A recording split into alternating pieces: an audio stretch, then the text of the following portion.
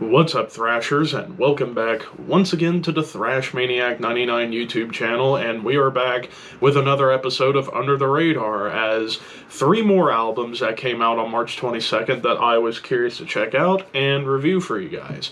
So we're going to kick things off with Critical Defiance with The Search Won't Fall. So this one is a Chilean thrash metal band, and these guys, I believe this is their third album overall, my first time checking these guys out, and I have to say, this is the kind of thrash metal I love, where it's really nasty sounding with like really fast riffs and at hyper speed, and it feels more closer to bands like Sodom and Creator and Sepultura and Slayer for the most part.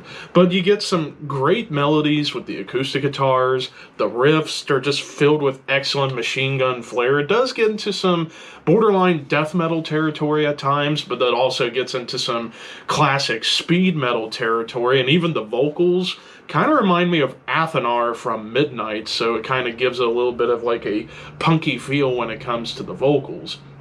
Some great D-beat stomps that come up in here. The production itself, it's raw, but the mix is fantastically done. You get occasional blast beats on here. And then one thing that was really interesting is that you had a couple of like acoustic clean guitar interludes, and they were actually really cool. And then some really short songs, like one track that was about 45 seconds, but it was a thrasher right through, all the way through. But you get some pretty long songs, like the first couple of songs, like the tracks that I think stood out the most, the title track, Long Distance, and the song Critical Defiance. All those songs were long, but man, they pack a punch and pack so much to offer. So really, no complaints other than maybe they could have rearranged the track order a little bit to make sure some of these interludes didn't run into each other. But if you are a fan of Creator, Sodom, Sepultura, and Slayer, definitely check this out. I give this a 4 out of 5. I thought this was a great album, all things considered. But now we move on to the next album, Civerous with Maze Envy. This comes out on 20 Buck Spin Records, and this is actually both of these bands we're talking about for this episode are Los Angeles-based bands. In this case, this is a Blackened death doom band from LA, and man, these guys know how to write songs with mood and murk and atmosphere.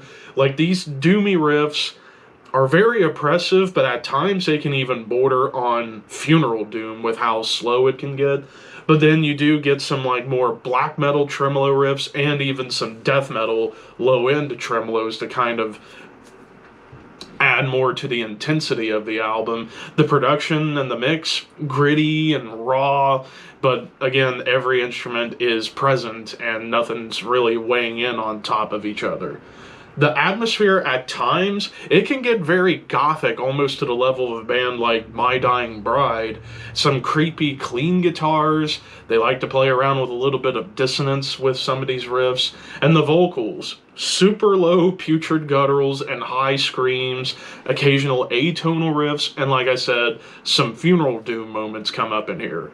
As far as standout tracks, Shrouded in Crystals, the interlude Endless Symmetry into Labyrinth Charm, Maze Envy, the title track, and Giron, the Plummet. I probably butchered that. But those were the big standout tracks on this album, for me at least. So, really, when it comes down to anything to complain about, really don't have much except for maybe they could have put like a short track in between the two long songs at the end, because it does feel kind of much where you get two 9.5-minute songs back to back. But overall, if you like Morbid Angel, Worm, Incantation, and My Dying Bride, definitely check this one out. I'm giving this a 4 out of 5 as well. I thought this was some really killer Blackened death doom. But now that leaves us with only one, and that is Apparition with Disgraced, Emanations from a Tranquil State. Another Los Angeles-based band, this time just straight up death metal, and this album has a lot of tropes I love about death metal. Triplet chugs, grimy production, nasty crawling riffs, some disgusting apocalyptic tremolos, some double time rhythms come up here and there.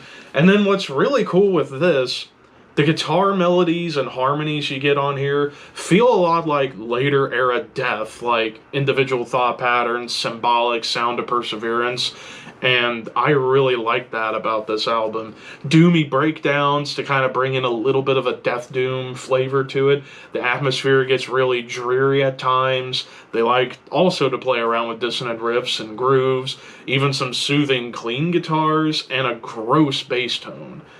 And really, again, when it comes down to anything to complain about, maybe that interlude could have been cut, and I think it would have given this album a better score than it already is getting. But if you're a fan of Incantation, Morbid Angel, Death, and for a modern band, Tomb Mold, check this out.